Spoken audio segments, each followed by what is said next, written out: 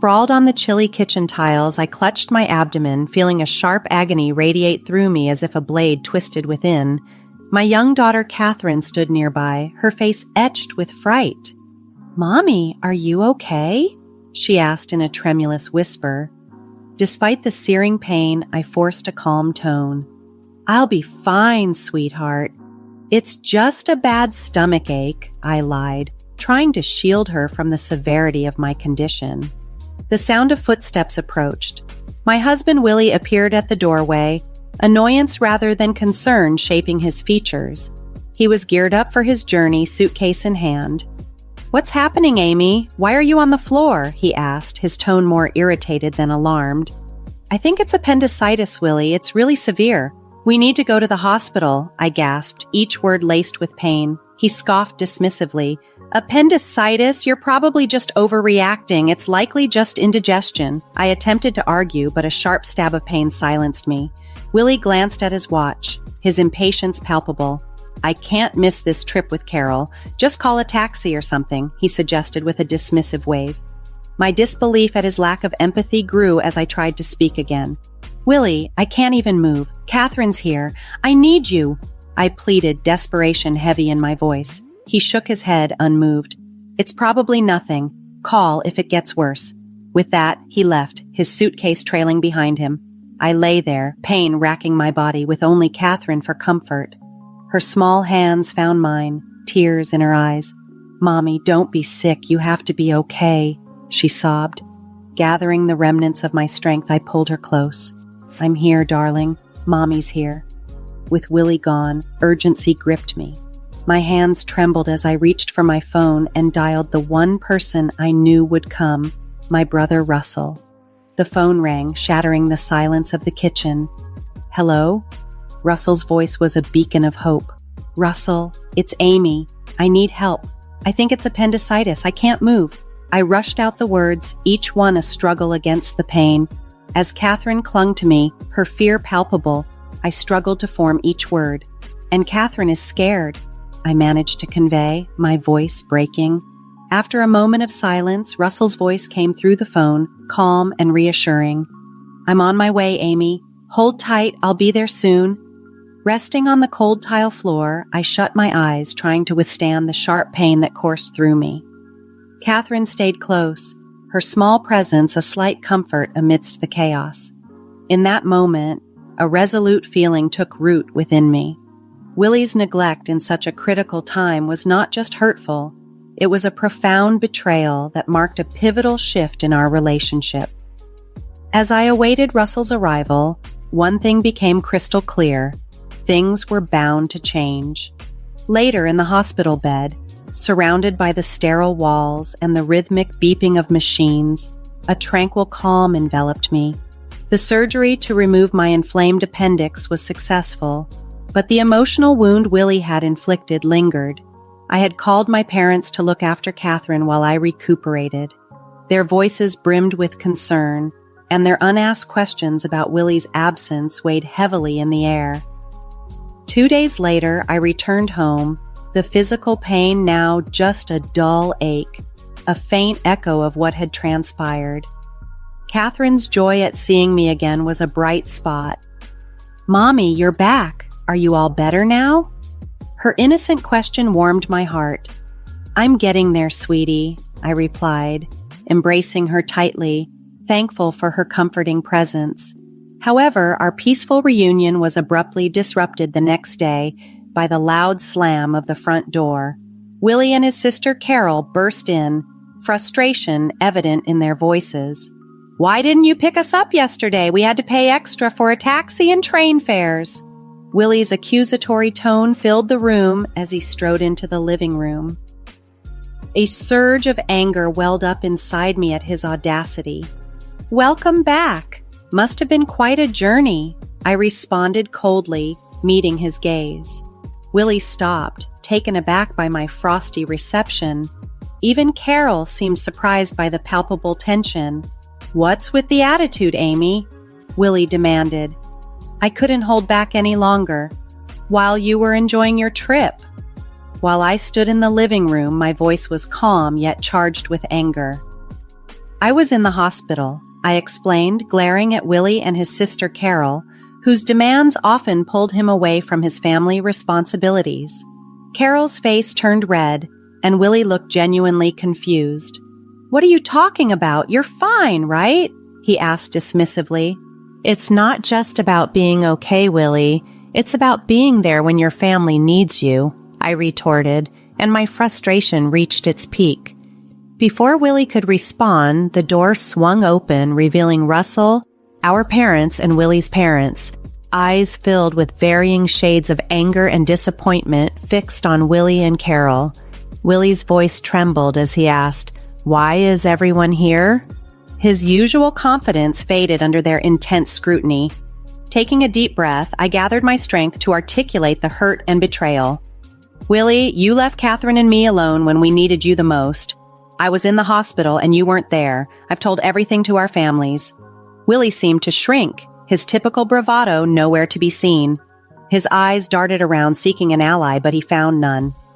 "It's not just about this incident, Willie. It's about all the times you've put Carol before your own family," Russell chimed in, his tone heavy with disappointment. Carol, usually confident, now appeared uneasy, her eyes shifting between the floor and the upset faces surrounding her. Willie tried to defend himself, scrambling for excuses and justifications, but the room was thick with tension. For me, this was a decisive moment. I realized I couldn't continue living overshadowed by Willie's neglect. It was time for change, time to stand up for myself and protect Kathryn. The meeting ended without any resolution, but for me, it marked the beginning of a new chapter, one where I would no longer tolerate being overlooked. The message from the day's events was unambiguous. I had the unanimous support of our families, and Willie's indifferent demeanor had crumbled visibly as they left. Willie's parents gave me sympathetic looks, an unspoken admission of their son's shortcomings. That night, as I lay in bed, the day's confrontations replayed in my mind, stirring a whirlwind of emotions: anger, disappointment, but also a burgeoning sense of empowerment. Willie's true colors had been revealed, making it clear that it was time for me to take control of my own life. The days that followed were tense, filled with unspoken words and strained silences. Willie attempted to maintain normalcy, but the air between us was thick with tension. During this time, I took to reflecting on my deep-seated unhappiness and the undeniable need for a change. The decision I was leaning towards wasn't easy, but it felt essential, like finally breathing freely after being suffocated for too long. One evening, as Willie nonchalantly flipped through TV channels, I approached him, folder in hand, my heart pounding but my resolve steadfast. "Willie, we need to talk," I said, my voice steady. He looked up, irritation crossing his features. "What now, Amy?" Taking a deep breath, I handed him the folder. "I want a divorce," I declared. Willie stared at me, a mix of disbelief and scorn etched across his face. "Divorce? That's absurd, Amy. You're blowing things out of proportion," he retorted. I shook my head, feeling a surge of empowerment wash over me. "It's not an exaggeration. I've thought long and hard about this. You've consistently prioritized Carol over me and Kathryn. I can't continue like this," Willie sneered, his voice dripping with condescension. "You think you can manage alone? Don't be naive, Amy." His words were intended to wound, but I stood my ground. "I'm not naive, Willie. I understand what this means, but I'd rather face uncertainty than continue feeling invisible in my marriage." He laughed coldly, a bitter sound that echoed in the tense air. "Good luck, Amy. You'll regret this once you realize how tough it is out there." His dismissal fueled my resolve. I felt my anger rise, not just at his words, but at the years of being sidelined. This moment, though fraught with challenges, marked a new beginning for me, a step toward reclaiming my life and my worth. Maintaining my composure, I firmly declared, "This is my decision, and I'm sticking to it." For a moment, it seemed Willie might argue further, but instead he just shrugged, a smug smirk spreading across his face. Fine, have it your way. But remember, I warned you, he said dismissively as he turned back to the TV, ignoring me once again. Amidst a whirlwind of emotions, fear was undoubtedly present, but more overpowering was the sense of liberation I felt. I was finally taking charge of my life, stepping out from the shadows. The next day, I began the legal process for divorce. The paperwork and legal procedures were daunting, but my resolve was firm. My parents and my brother Russell provided invaluable support, offering help and encouragement. As the process unfolded, Willie's true nature became increasingly apparent. He was dismissive and uncooperative, attempting to intimidate me into giving up, but I stood my ground, bolstered by my family's support and a growing sense of empowerment. As time passed, the cracks in Willie's facade widened. The charming, confident man I had married now revealed himself to be selfish and manipulative. His true self was laid bare for all to see. The divorce proceedings were arduous, but I approached each challenge with bravery. Each step forward was a testament to my newfound determination. I was no longer the woman who lay ignored and in pain on the kitchen floor.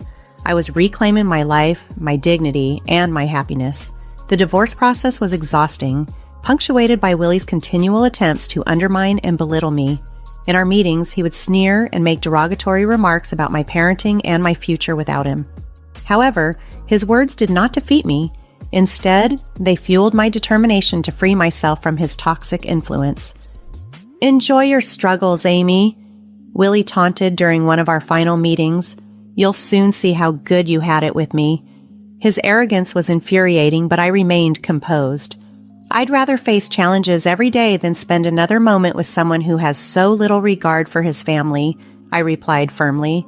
Willie's smug demeanor briefly faltered, replaced by a flicker of anger, which he quickly masked with a scoff. My resolve was clear. I was moving forward, no longer tethered by his disdain. I could feel that my words had struck a nerve. On the day the divorce was finalized, I experienced a peculiar mix of relief and anxiety. I was finally free from Willie, but the path ahead looked formidable. However, as I stepped out of the courthouse, a surge of liberation swept through me, revitalizing my spirit. In the weeks that followed, Willie's life began to unravel. His neglectful behavior during our marriage and the news of our separation became hot topics among his workplace peers. Those who had once admired him now looked at him with a mix of pity and disdain. His charming facade had crumbled, revealing the pettiness and selfishness that lay beneath. The news of our divorce spread quickly through our community, thanks in part to my well-connected cousin. Willie, who had always been deeply concerned about his image and reputation, suddenly found himself the subject of whispered conversations and judgmental glances. Carol, too, was not spared from scrutiny. Her involvement in our marital issues became widely known, and friends and neighbors started to view her with suspicion and disapproval. The once solid bond she shared with Willie now appeared strained and uncomfortable. One evening, as I picked up Kathryn from school, I overheard a heated argument between Willie and Carol outside their house. Their voices were laden with blame and resentment. "It's your fault we're in this mess, Carol," Willie shouted, his frustration evident. "How dare you blame me? You're the one who couldn't keep your family together," Carol retorted, her voice thick with anger. Their public quarrel was a stark contrast to the united front they once displayed. The discord sown by their actions had finally borne fruit, and now they were dealing with the consequences. As I walked away with Kathryn, a sense of vindication washed over me. Willie and Carol were now experiencing the fallout of their selfish choices. It was a harsh lesson, but one that seemed justly earned. The challenges they faced were entirely of their own making. That night, as Kathryn slept peacefully in her room, I found myself by the window, reflecting on the tumultuous past few months. The journey had been arduous, yet it led me to a place of strength and self-respect. I had stood up for my dignity and Kathryn's future. Though the road ahead was uncertain, I felt equipped to face it with a newfound confidence. In the wake of the divorce, life began to settle into a new, quieter, yet more fulfilling rhythm. The burden of my unhappy marriage had been lifted, giving way to a refreshing sense of independence. I embarked on rebuilding my life step by step, with Kathryn by my side. Securing a job was my priority. The gap in my resume, a result of years dedicated to motherhood, was a concern, but my resolve was firm. After several interviews, I landed a position at a small accounting firm. The firm, led by a supportive woman who valued working mothers, provided a flexible and understanding work environment. It was the perfect fit for me. Kathryn, too, adapted to our new life with the resilience only a child can muster. She began kindergarten, making new friends and throwing herself into her studies with enthusiasm. Her laughter and lively conversations brought joy and light into our home, a stark contrast to the tense atmosphere of the past. Despite these positive changes, echoes of my past with Willie occasionally resurfaced. One afternoon, while dropping Kathryn off at school, I overheard a group of parents whispering, "That's her, Amy. Her husband left her because he couldn't stand being around her anymore," one of them said. Their words stung, but I held my head high. The gossip and judgment were small prices to pay for the freedom and peace I now enjoyed. Meanwhile, Willie's life continued its downward spiral. His pride suffered immensely, and his once flawless reputation was now visibly tarnished. I learned through mutual acquaintances that he had moved back in with his parents, a detail he desperately tried to keep hidden. This new chapter in my life, though marked by some painful reminders, was predominantly a testament to my resilience and the brighter future that lay ahead for Kathryn and me. Eventually, the truth about Willie moving back in with his parents became widely known. Carol's situation hadn't improved either. Her meddling in our marriage had alienated many of her friends, and the bond she once shared with Willie was now severely damaged. They barely spoke, their relationship strained by blame and regret. As for me, I found comfort in the steadfast support of my family. My brother Russell had moved closer to us, providing a constant source of strength and reassurance. My parents lavished Kathryn with love and affection, helping to heal the scars of the past. One day, while enjoying a quiet moment with a cup of coffee in my kitchen, I reflected on the journey I had endured, the pain, the struggle, and ultimately the liberation. It had all led me to this moment of tranquility. I hadn't merely survived, I had emerged stronger and more self-assured. My reverie was interrupted by the doorbell. When I opened the door, I found Willie standing there, a look of defeat etched across his face. "Amy, I'm sorry. I didn't realize what I had until it was gone," he said, his voice filled with remorse. His apology, though belated, validated my decision. "Thank you, Willie," I replied gently, "but it's too late. I've moved on." As I closed the door on Willie and the life we once shared, a profound sense of closure enveloped me. That chapter of my life had concluded, and a new one was beginning.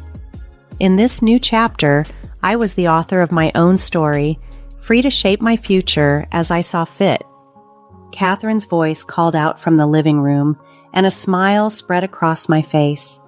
I walked toward her, eager to embrace the life that lay ahead, a life brimming with possibilities and hope.